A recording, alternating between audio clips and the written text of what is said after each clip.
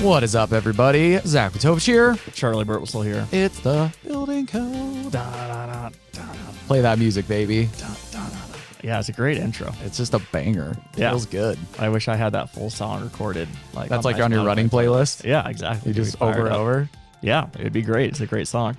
Great song for a great podcast for a great co-host, Zach Matovich. Well, Charlie, I'm going to actually put it on you. What do we got today for our listeners? Very exciting episode today. All of our episodes are exciting, but today especially we have Benji Carlson from Breakthrough Academy. Great friend of the podcast, great friend of Buildertrend. We've had him on before, as well as some of his team members. We are actually doing a joint Buildertrend University with Breakthrough Academy coming up. So just thought leaders in the space, love what they do, love the content they produce, and super, super applicable to our customers and the types of businesses that we work with. So super excited to have Benji on today. Yeah, and Benji's going to talk to us about a hot topic, financial profitability. How do you protect your profits in 2024? Or what are the things that we want to avoid so you don't lose out on your profits? Really important topic to talk about, kind of the best practices. What are the best business owners doing? And then he's even got a little special gift for our listeners that he can share with you, a little tool that you can check out in our show notes. I'll let Benji tell you a little bit more about it when we're doing the interview. There's a lot of great content we're going to get to. So without further ado, let's get Benji in here. Hey, Benji, welcome back to the Building Code. How have you been since we've had you last? It's been a while.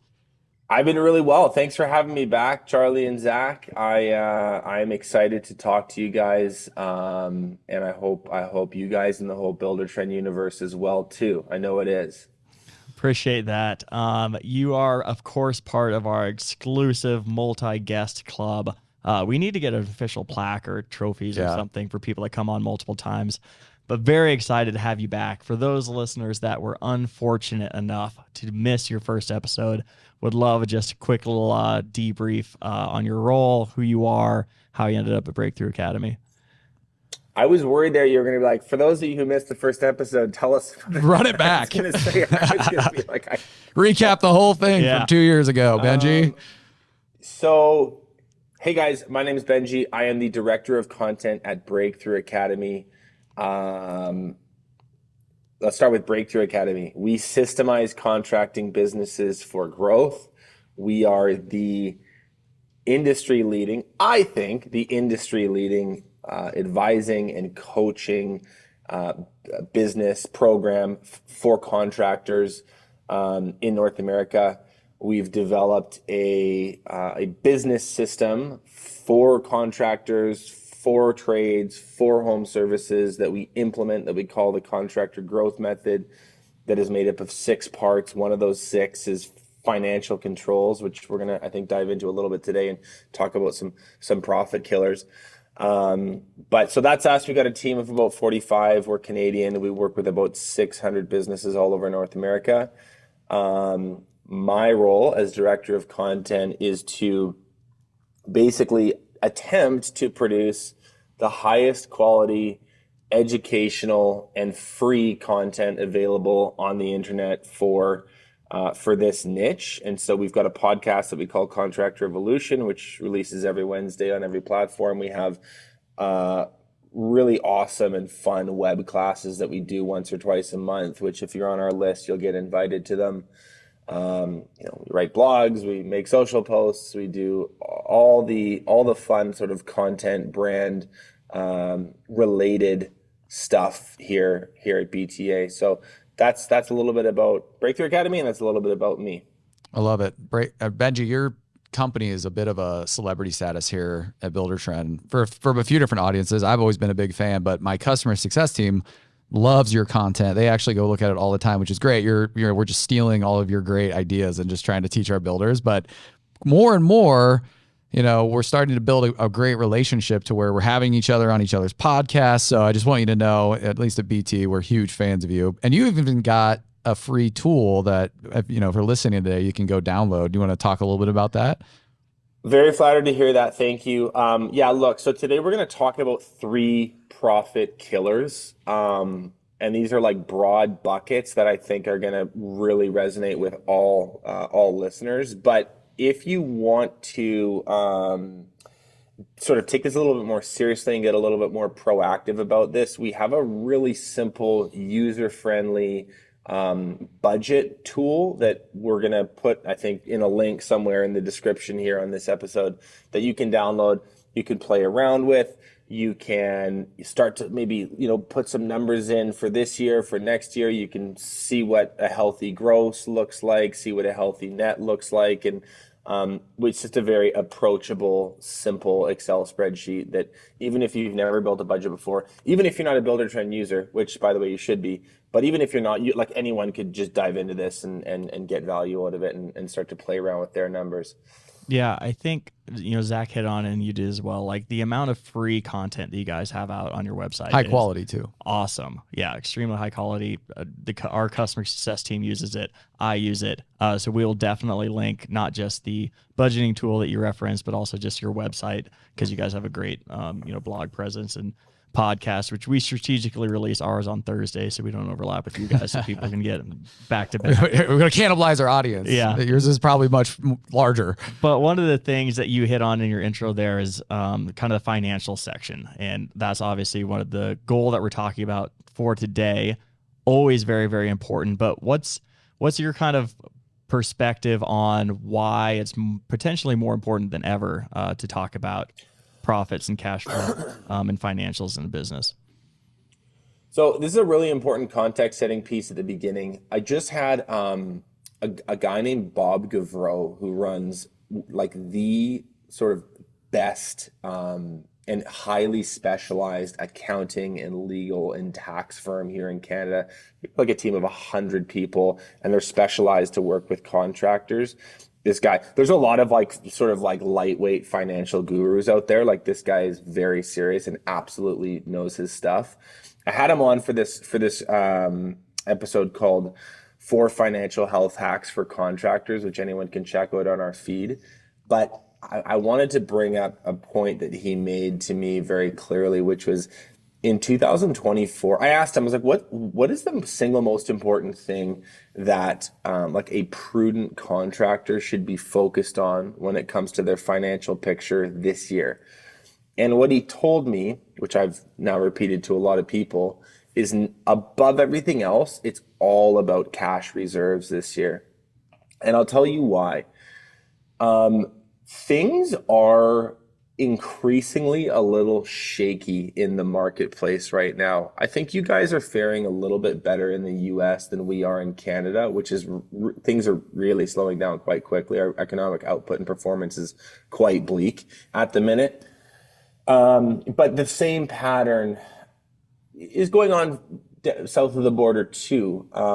We know what the reasons are. I mean, we understand the zero interest rate policy era in the 2010s and early 2020s. That has come to an end. Interest rates have gone up. Yes, maybe they've come down a tiny bit, and maybe they will continue. I'm not so sure. But this sort of quantitative tightening, this short contraction of the money supply is having a very pronounced effect on the demand forces in the market. So to just put that in layman's terms, homeowners and businesses alike are pinching pennies a little bit more than they were a year ago and certainly 2 or 3 years ago. Okay, so that's a fact. With that said,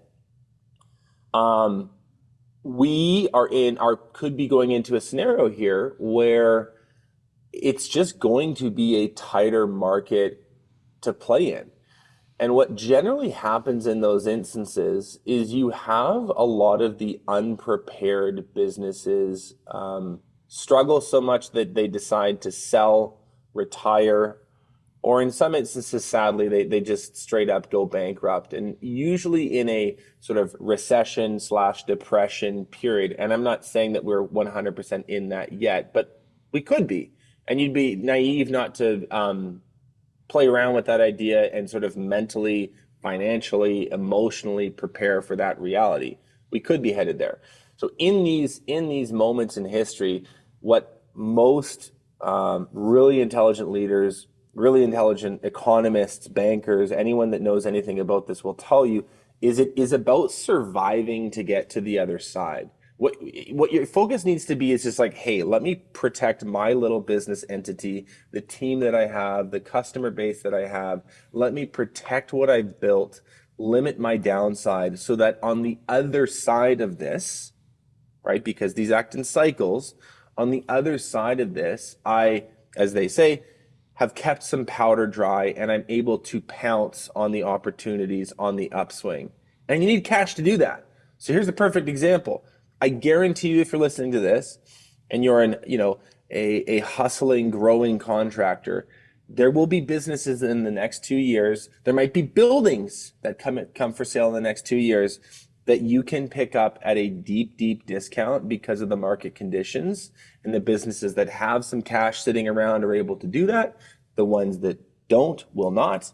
And when you multiply that through time, some of these bigger moves that get made in a state of quote unquote crisis end up being the springboard that takes your business to where it's destined to be. And you'll look back on this 10 years from now saying, man, I was so lucky that we were able to acquire this small little competitor and pick up their customer base and pick up their equipment and their team for not very much money. Or, man, I'm so glad that we were able to get into that commercial space and build a bit of an office and a shop and set ourselves up. We wouldn't have been able to afford that in kind of a peak time or a frothy time. So, I'm not an economist, so I'll leave it at that. We don't need to go deeper, but it just in a very broad sense, what I want to say is holding on to cash in 2024 and probably going into 2025 is something that the smartest contractors are doing, and they're placing it above a lot of other priorities that they may have. Yeah, we've had actually quite a few economists on the building code, and they've had very similar. What do they say? Very similar. So, shout out to you. All this time spent with contractors, it's like you got the theory, people who study it through the quantitative means, and then the actual people who are living it. And when those line up, there's probably a good sense of this is what is actually happening and what people are feeling is going to happen. I'm always interested in the emotions of the economy too. It's like how much of it is created in people's like on paper or what you're looking at in terms of the interest rates versus like what's actually happening, because there can be disconnects there. But from the businesses I've worked with, they all have that same kind of economic anxiety is how I would describe it.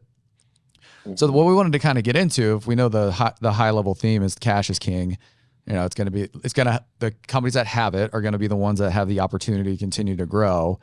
Let's get into some of those subtopics of like, what does that actually look like? How do we take actionable steps on some of the things to kind of move towards more cash positive reserves? I think the simplest way to talk about this is just to give you three like absolutely massively boneheaded and simple and cash killing mistakes that we see a lot of our members make. One other bit of context, we work actively with 600 companies. We have access to their books. We can see exactly their monthly cash flow. We can see their cash position. We can see their gross profit margin. We can see how that trickles down to their net profit margin. So when I'm saying these things, this isn't just whipped up out of thin air. Like, this is over the years with the hundreds and hundreds and hundreds of businesses we've had come through Breakthrough Academy, these profit killers, if you will, rise to the top. And so I just want to share, what they are and maybe some practical points to avoid them. So should we just dive right into the first? Let's do it. Okay. So number one, I'm just going to title as overhead efficiency. The other way to frame this would be, another question to ask yourself would be, do I have a bloated overhead? So what we're talking about here fundamentally is the idea of how much revenue you can cram through a set amount of overhead. Your overhead, maybe I'll make a really quick distinction. Your fixed expenses, that's your overhead, versus your variable expenses. Probably everyone knows this already, but just for someone who's confused and too afraid to ask. Gross profit is what you generate off of the job site. So that is your revenue minus your variable expenses. Your variable expenses are costs associated with the job site. Okay, so that is your labor, your subs if you use them, your materials, your dump fees, your miscellaneous job site expenses, rentals, anything else that you would just sort of categorize as, hey, it happened where the building was built or where the remodel was complete or whatever. Those are your variable expenses. They go up as revenue goes up. Your fixed expenses, don't move as quickly. That's why they're called fixed. And these are things like marketing, your managerial salaries, the leases on your vehicles, what you pay your landlord for your office, your building, those types of things. So they go up eventually, but they don't go up as quickly. So everyone gets the idea, just to make that distinction. What we're trying to do is cram revenue through our overhead. And what happens when businesses are growing and contractors are excited and they're feeling optimistic about the future, is they tend to make this mistake of letting their overhead swell too quickly. I'll explain this way. Let's say I'm Benji the contractor. I'm growing. I did $500,000 worth of work last year. I'm going to do $1 million this year, and I'm pretty confident I could do $1.5 million or $2 million next year. Things feel like they're on the upswing. I'm getting that kind of entrepreneurial swagger. I'm feeling excited. I feel like I'm building something, but I'm also really, really busy and at times very overwhelmed. And so I feel this need, actually, I feel this like I'm entitled to, like, I need to hire a production manager because I need one, and we're producing a lot, and I don't want to be doing this stuff. I need to focus on strategy, and I need to focus on culture. And it's like, yes, you do. And yes, you might need a production manager. But what a lot of business owners do is they mistime this, and they're really, they sort of miscalculate how much overhead they need, how soon. The reason that's a problem, or where we get into trouble, is this: those overhead roles or those overhead expenses. So it might be a production manager, a marketing manager, it might be an administrator, it might be a new truck for the fleet, it might be a bigger office, might be more marketing expenses, whatever.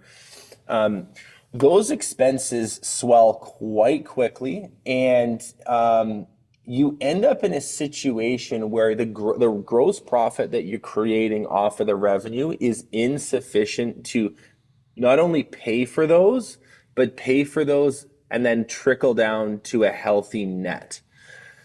So there are, literally dozens of contractors every year in the Breakthrough Academy universe who come to their coach, not in tears, but really disappointed because their revenue has grown, their headcount has grown, and their net profit has shrank. Not just as a percentage, like as an aggregate dollar amount. Like they made less money this year running a bigger business than they did last year. And it's because they're a little bit, they're miscalculating these overhead roles. The other thing I want to say about these overhead positions compared to someone, let's say a carpenter, a foreman, in-house labor, even subcontractors, those variable expenses, is it's a lot harder to calculate the effectiveness of these positions. Put it this way: if you have a crappy carpenter who's really inefficient, it's pretty visible. Like, it's like, how much of the job did you complete today or this week? Like, it's very, very obvious if this person is, kind of a bit of a layabout, or maybe just incompetent, or just not very good at their job. And in many cases, they'll be fired by the crew before you even have to as the owner. So there's like a tangibility of their work output that makes a revenue producing, a job site role, in other words, a variable expense role, quite obvious. When we're talking about overhead roles, it's a little bit more abstract. If you have an office manager, it's not as obvious. Did you manage the office as well this week, or did you not? Same thing with a production manager, same thing with all these positions. So, that's sort of like why this is a problem and what some of the outcomes are.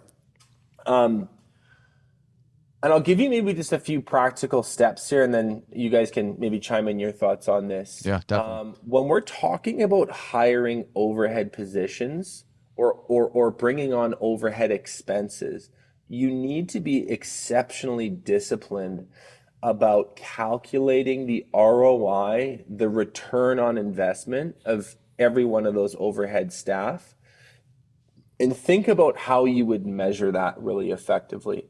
So we're really big in Breakthrough Academy at writing job descriptions with good quality deliverables. You have a number, a metric, something that you're tracking their productivity against to see, hey, yes, you are hitting this or you are not. That could be dollars produced. It could be dollars sold. It could be customer satisfaction. There's potentially 100 of them that you could pick from. But you want to be very disciplined about how you're tracking performance. You want to have weekly check-ins, weekly management meetings with these people to ensure that week by week they're hitting their goals. And then the other thing that this is just kind of a pro tip for builders, you want to move as much of your project manager's time to billable hours as possible. So if you can basically start billing the client for project management, is bake it into your pricing system. That's another quick way to sort of take some what would originally be overhead expense and move it to a variable expense and lighten that overhead load. So I'll pause there, see if you guys have any questions.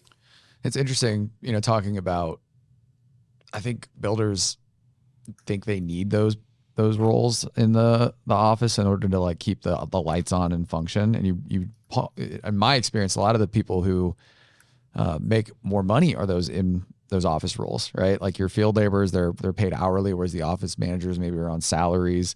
So it's difficult to kind of translate that into revenue producing activities, like you say. But one of the benefits, if you shift to like billable hours for your production crew, you can have very tight understanding. But then like having fixed salaries or things that are ultimately, you can forecast around, you can control, is pretty beneficial from an operational standpoint. And I think that's what I've experienced with a lot of my customers, is that's why a lot of people wear a lot of hats when they're smaller, to try and make up for some of those losses. So when you're developing job descriptions, do you coach people into kind of like having multi-role type job descriptions where they're doing a lot of different things that touch different parts of production or sales? If you're doing it, like if you have to have that higher salary office administrator is doing a lot of things, how do you get the most out of them? It's a great question. Like to your question, like do I think that's a good idea? The general business philosophy and best practice would be to keep people's roles as simple and as narrow as possible. Definitely. Maybe not as narrow. It's not like everyone just like sort of installs one little widget on the factory line. But a better word for it would be like defined. Yeah. So like, but the reality is, when a business is nascent and it's young, and you're making your first 3 to 5 hires, those first 3 to 5 people are going to have to wear a lot of hats. And that's just the reality of it. You're going to have an office manager who also does some appointment setting. You're going to have a project manager who also does the occasional estimate. Like that's just the nature of the beast. As a business evolves, though, you want to create more and more defined lanes for people to stay within wherever possible. And I assume that ends up making it easier to track too. Right? Like way easier. Yeah. That question of what value are they bringing becomes a lot clearer the more specific you can be. Way easier. Yeah. Yeah. My personal opinion is really nobody outside of your like really senior leadership team, like super competent, well-paid, quite senior people, should have more than a couple things on their plate. You want to keep it simple. People like structure. People like lanes. That's the case for 90% of the working populace. Yeah. Well, I think that also just really from a prioritization perspective of, if you're feeling very busy and there's a lot of things you need to do, but you don't have a ton of resources, it forces you to be really intentional in what those resources do. And there's this thought that if you hire more people or more roles, it will allow you to accomplish more problems.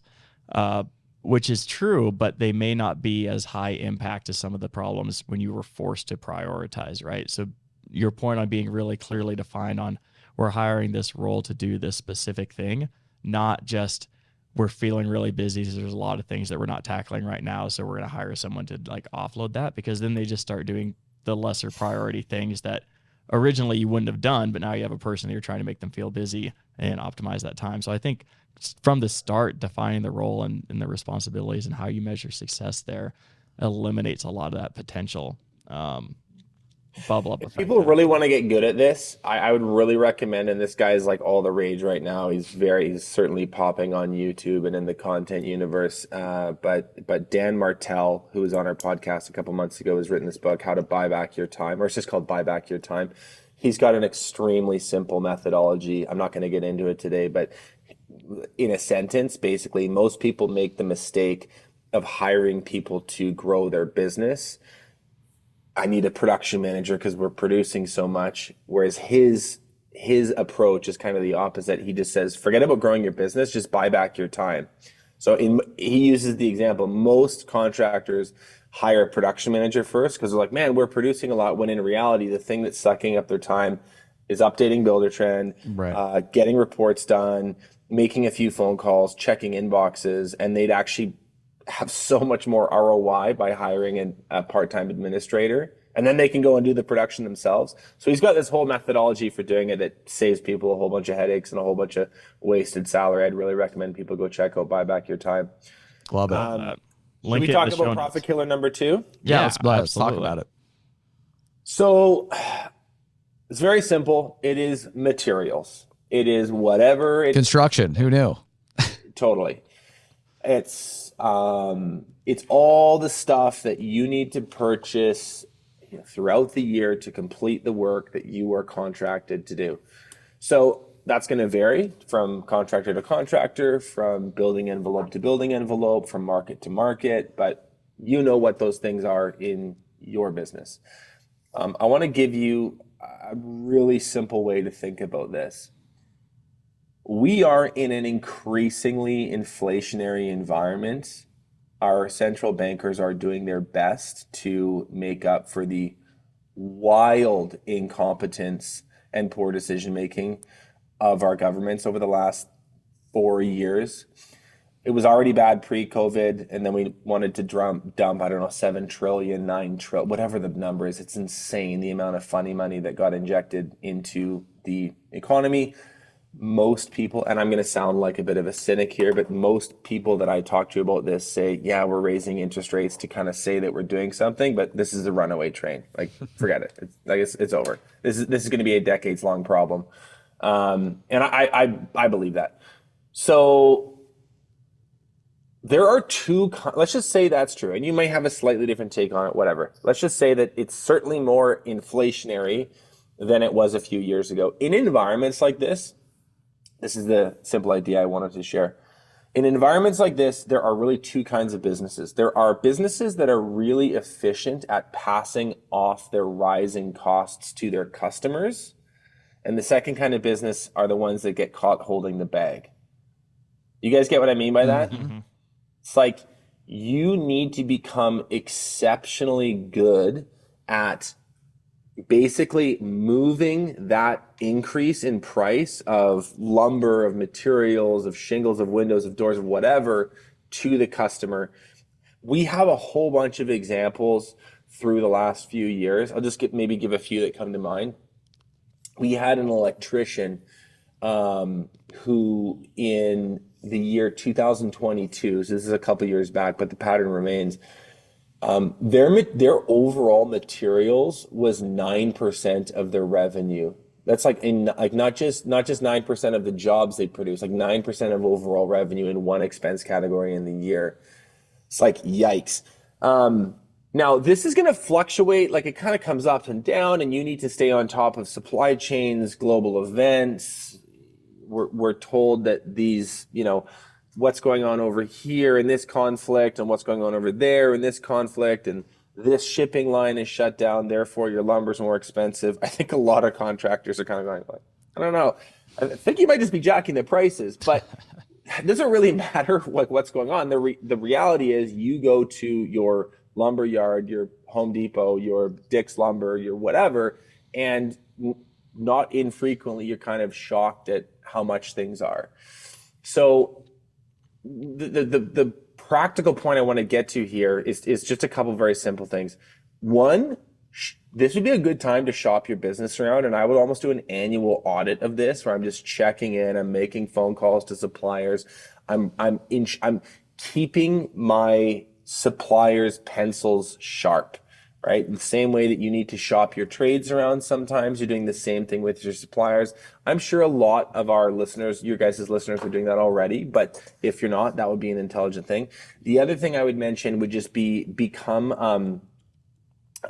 start update your estimates to basically hold for a shorter period of time. In other words, if you're getting callbacks from a project that you quoted 18 months ago, and without thinking, you're excited because you just got a job, you basically engage the customer, take a deposit without revising your prices based on the current cost of the materials involved, you will be one of those businesses who is caught holding the bag. So a lot of the companies that we're working with are just putting a little clause in saying this quote is good for a month, or this quote is good for 2 months. It's going to depend on your business cycle and the kinds of customers that you work with, but I would just make that little update. And then the other thing that a few members have gotten good at is just installing some inventory management systems, keeping track of what they have a little bit more effectively, making sure that there aren't materials, walking off the job site, walking out of the shop, etc. So I'll pause there. That's just perhaps an obvious one, but I wanted to add a little bit of a spin on why that's so important right now with what's going on in the world. No, I think that's great. And I think the obvious ones are oftentimes the ones that need the most attention. And thinking through just the way that you're talking, and Zach and I say this a lot, is like this type of commentary and advice is applicable across a ton of different industries, not just construction here. So as you were talking, I was thinking through different things that we're facing here at Buildertrend. I know our customers are facing too. So I think it's important to hear this live kind of high level commentary and connect it back to how does this directly apply to my business. Yeah, I don't think I have any questions there other than it's definitely worth I learned more this time.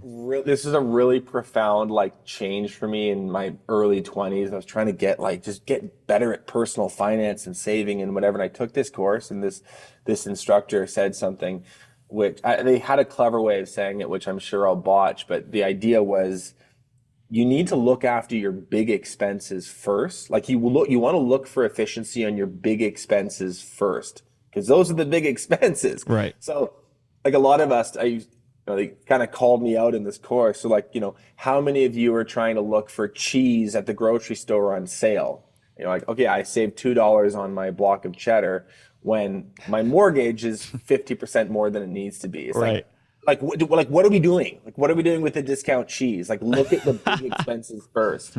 So I think the same principle, obviously applies to business as well. No, that's great. I want to make sure that we have enough time to get to your last one here, because it may be the most beneficial here. But the cheese could potentially be classified as a shiny object, right?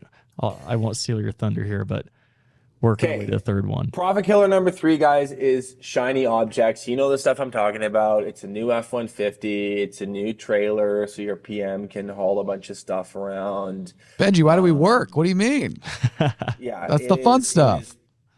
So look, let me be super clear. I am not saying that your team doesn't deserve really good quality stuff. They absolutely do. But what I am saying is that there is a really important distinction between a strategically planned and budgeted for capital investment versus more of just a nice to have, an impulse buy that you make partway through the year because you're able to justify it technically as a business expense. So I want to be clear, you absolutely deserve good stuff. Your team wants nice stuff. I'm all for investing in your business, but a really good rule of thumb that we coach our members on is, was I thinking about this purchase 3 months ago? Was I thinking about this purchase 3 months ago? Because you can be driving down and you see the new lineup of F-150s and you have a look at it. I could afford to finance this. We can just write this off. It's all good. It's a business expense. Or, hey, there's this, my rep at the, whatever, the equipment store just called me. We could get a whole whack of new equipment and we could afford to do it. I just would encourage people to be incredibly disciplined about that distinction. Was this strategically planned for and budgeted, or was this just an impulse buy that I can rationalize? Couple just closing points on this. Like you need to understand that every dollar has earning potential, and there's therefore an opportunity cost in buying it. Investing into productive equipment and gear and vehicles and whatever is awesome, and it should be done regularly. But there has to be a tangible and really clearly measurable ROI on that purchase. To what I was saying earlier about overhead, it's kind of similar. It's like, can I make a business case? This is another good way to think about this. Pretend you have a board of directors who is examining your spend on a quarterly basis. At your quarterly board of directors meetings, again, hypothetical thought exercise, they're going to ask you, what is the return on this purchase? How is the business better for having this shiny F-150 versus the one you were driving before? And I'm telling you, saying, well, it has heated seats and it makes me feel better when I drive around is that's not going to work for this hypothetical board of directors at all. So there needs to be a business case made for those strategically planned for and budgeted purchases. And that's another just kind of good way to avoid making some of these splashy, fun, exciting purchases that a year later you're on the hook for, and you're going to be sitting there with your accountant come tax time going, man, I kind of miss my old truck. This sucks. What was I thinking? What was I thinking? Do an ROI analysis. Ask yourself, was I thinking about this 3 months ago? And try to have some discipline there, because like I said earlier, cash is going to be king, and those are three big ways that people blow through it. I always use the analogy on the why not? Why not?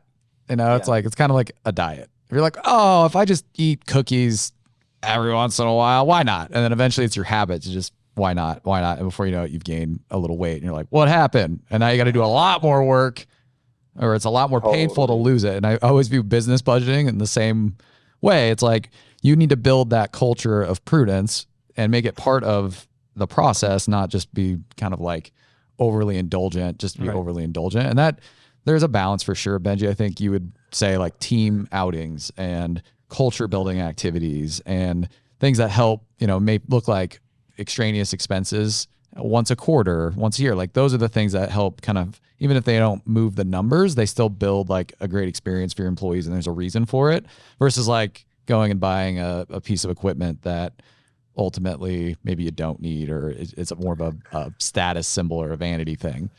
Yeah, and I think that's why the budgeting tool that I mentioned earlier is really powerful. If anyone wants to check that out, they should. It's not about hey, you can't have nice things. It's about, you can have nice things if you think about them in advance, are realistic about what they cost, and are conservative about the true return that you're going to get from them.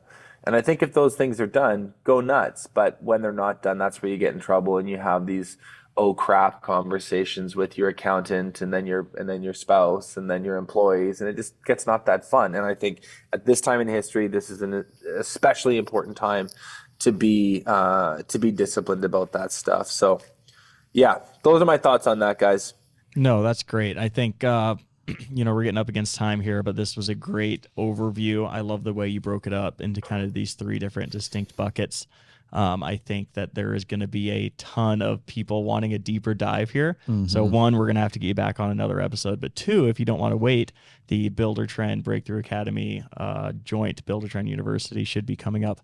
I don't have the dates on me, do you, Zach? They're later in the summer. Well, this releases in June. Yep. So it'll be very exciting. If you have questions, it will be linked in the show notes for sure. But would love to see some people there and take a little deeper dive. Other than that, Benji, thank you so much for the time today. Really appreciate your thoughts and insights here, and look forward to having you back on. Thank you, guys. Appreciate it. We just had Benji Carlson from Breakthrough Academy breaking down ways to protect profits. Charley's a numbers guy. Charley, what'd you learn? Well, first of all, you missed an opportunity to say like breaking through ways to protect profit. I'm not a pun guy. Not a pun guy. I actually kind of cringe at puns. That's a little fun fact. My humor is just so much more evolved, obviously. Yeah, just hard to mention than simple little puns. Any dad jokes out there, I'm not trying to hate. It's just I don't seek out puns. That's not the point of the video or this episode, but well, nugget for the listeners out there. I'll remember that. No, great episode. I thought it was a really timely topic, and I liked the way that he framed it up. I think, we've had some economists on here before. We've had a lot of other thought leaders in the space on here before. Everyone knows kind of the uncertain times that we're in from a economic perspective. And so I like the way that Benji framed it up of using this as an opportunity, and the people that make it through this are going to come out the other side and are going to have an opportunity to take advantage of kind of the upswing of this turn.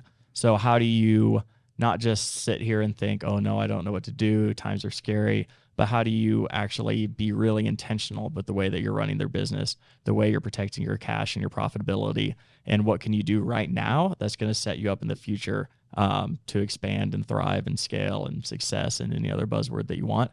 So I first of all just really appreciated the context and the framing of that, but then the individual kind of 3 things that he listed out, going through those, I thought that those were impactful and important, and I wish that we could have had him on for another 2 hours to get deeper into the weeds. I thought it was a great kind of level set and overview. We probably could have done an episode each on one. Overhead efficiency makes a lot of sense. I liked how he pointed out that when you start hiring, it just seems like, I need to do this, not I have a problem specifically that I'm trying to solve that I'm having to always do myself. I'm going to specialize someone to handle that problem, right? Materials, obviously, with building and things that, as COVID showed us, can quickly escalate. And one thing we didn't touch on, but the reality is the profits for those material companies were so good in 2020 that they're looking at their profitability numbers and saying, how do we maintain those prices in order to keep their sales and revenue up? And so you are going to feel some of that effect. How do you manage that? How do you pass that on to the customer? How do you, or at least insulate the impact a little bit more so that you don't get surprises with longer lead times or missed orders, or having a partner that isn't, raising their prices substantially that you can't overcome because you didn't bother to go look at other prices.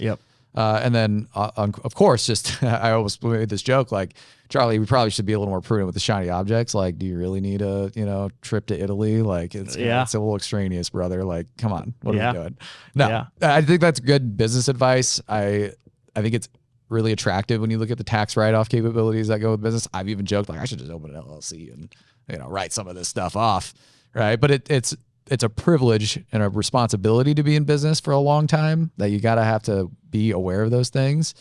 So really sound, concrete advice from Benji. He's an absolute expert. He always delivers great content. He's fantastic at it. Like I said at the beginning, our team eats up everything Breakthrough Academy. And if you're a listener, I would highly recommend you go straight to the source and check them out. Yeah, absolutely. That's the way I was going to end things too, is like just go out to their website, linked in the show notes. A ton of great free resources. Check out that free budget tool that he alluded to. And if you're a Buildertrend customer and want to come check them out in Omaha, we have the Buildertrend University Breakthrough Academy joint event coming up. Yeah, can't wait for that. Everybody, thank you so much for listening to Building Code. You know where you can find us. All channels. Everywhere. You can't escape us, honestly. Don't forget to like, comment, subscribe. Let us know what you think about the Building Code. I'm Zach Petovich. I'm Charley Russell. We'll see you next time. Thanks for watching the video. Remember to subscribe to our YouTube channel for exclusive content brought to you by Buildertrend.